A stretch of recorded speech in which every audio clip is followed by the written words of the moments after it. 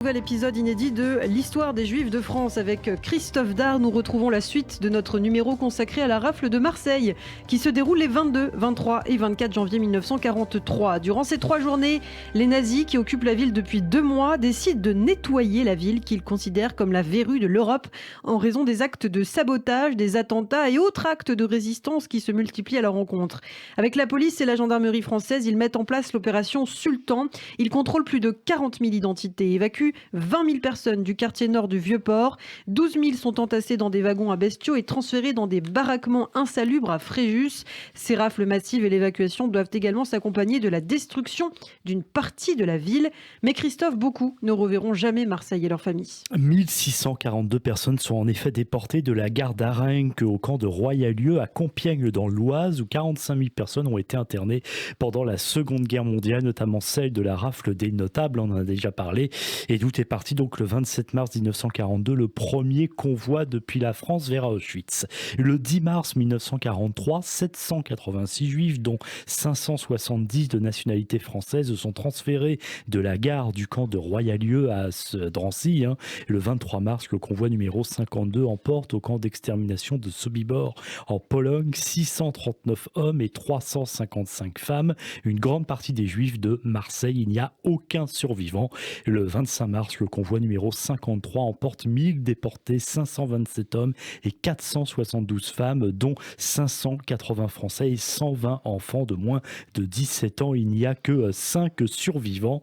Au total, de mai 1942 à l'été 1943, donc au moment même de la rafle de Marseille, 250 000 juifs sont assassinés par les autorités allemandes à Sobibor, qui deviendra d'ailleurs après un camp de concentration. Dans cette rafle de Marseille, a précisé également que le reste des 700 autres personnes arrêtées donc en janvier 1943 dans la cité phocéenne sont déportées à Orienburg-Sachsenhausen.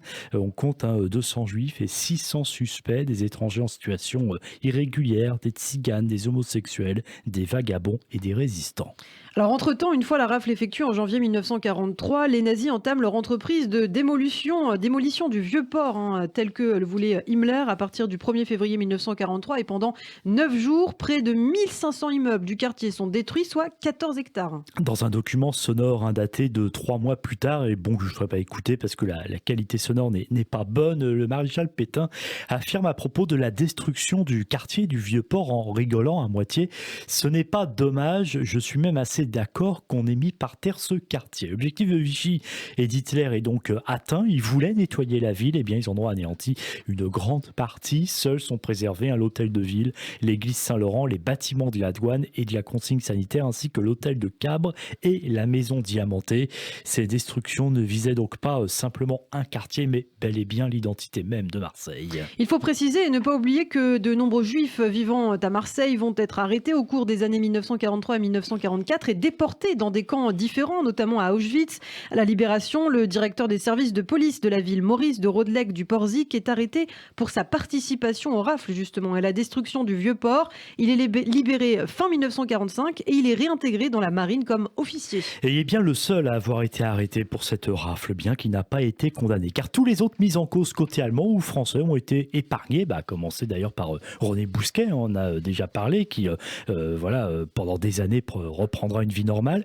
Et cette rafle donc est du même coup complètement tombée dans l'oubli. Et il a fallu qu'une plainte contre X par un avocat marseillais, maître Pascal Luongo, soit déposée au nom de 4 personnes qui ont en commun d'être rescapés de la rafle ou d'être les descendants d'une des 20 000 victimes d'alors, pour que la justice française, via le pôle du parquet de Paris, ouvre un dossier pour crime contre l'humanité qu'en mai 2019, soit quand même 76 ans après les faits. Un espoir donc pour les 11 rescapés, parmi lesquels Robert Baronne. Il n'a jamais oublié ce qui s'est passé. Il était enfant au moment de la rafle en janvier 1943.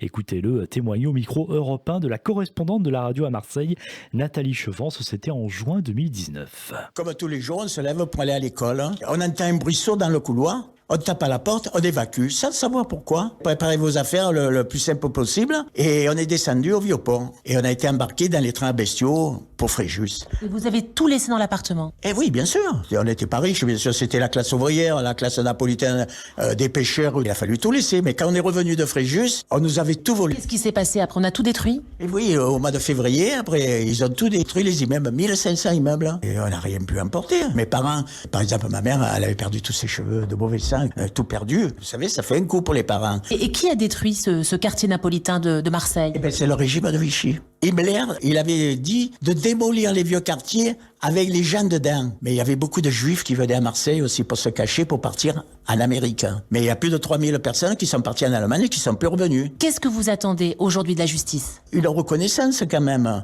La mémoire, bien sûr, et puis sur les livres d'histoire, qu'on marque quand même qu'on a été évacué, volé, et parti, on a tout laissé. Tout laissé. Ça fait partie de l'histoire de Marseille. Robert Baronne, l'un des survivants de cette rafle, la plainte souligne que cette population civile ciblée pour son lieu d'habitation et ses origines a vécu des arrestations arbitraires, persécutions, transferts forcés, déportations et atteintes volontaires à la vie, autant d'actes inhumains dans un plan concerné pour le compte d'un État, l'Allemagne nazie, mais aussi de l'État français de Vichy. L'objectif donc est bel et bien de retrouver des responsables encore en vie des persécutions de janvier 1943. Et l'ouverture de cette enquête a porté ses fruits en février 2021. Un gardien du camp nazi de concentration de Sachsenhausen-Orianenburg près de Berlin, Joseph Schutz, 101 ans, est arrêté. C'est dans ce camp nazi qu'ont été déportés 800 personnes de la rafle de Marseille, dont 200 juifs. Cette arrestation a permis l'ouverture d'un procès donc à l'automne 2021. Joseph Schutz, ancien caporal-chef SS, est poursuivi pour complicité dans le meurtre de 3518 personnes entre 1942 et 1945. Lors de ce procès, un du plus vieil accusé de crimes nazis, une rescapée de la rafle, 13 ans au moment des faits, Rosemary Commental, qui n'a pas pu se déplacer en raison de son état de santé, témoigne. Il raconte notamment que son père a été déporté lors de la rafle et qu'il est mort dans ce camp un an plus tard, en 1944. Tout au long du procès, Joseph Schutz n'a jamais reconnu avoir été gardien de camp. 5 ans de prison ont été requis contre lui et on attend le verdict. Parallèlement, des descendants essayent de faire des recherches pour savoir ce qui est arrivé à leur famille, car cette rafle comporte encore beaucoup de zones d'ombre. C'est le cas par exemple de Xavier Martin. Le 22 janvier 1943, des policiers français frappent à la porte du numéro 7 rue Molière à Marseille. Abraham Bakri, son épouse Éléonore et leurs enfants William et René sont emmenés de force au camp de Drancy puis déportés dans le convoi numéro 52. Ils mourront 2 mois plus tard en Pologne dans le camp d'extermination de Sobibor. L'arrière-petit-neveu de la famille, Xavier Martin, a raconté au début de l'année à nos confrères de France 3 Régions: il y avait un mystère dans ma famille sur la période 42-43 et sur mon arrière-grand-oncle. J'ai trouvé ça étrange et j'ai fait appel à un généalogiste qui a mené son enquête.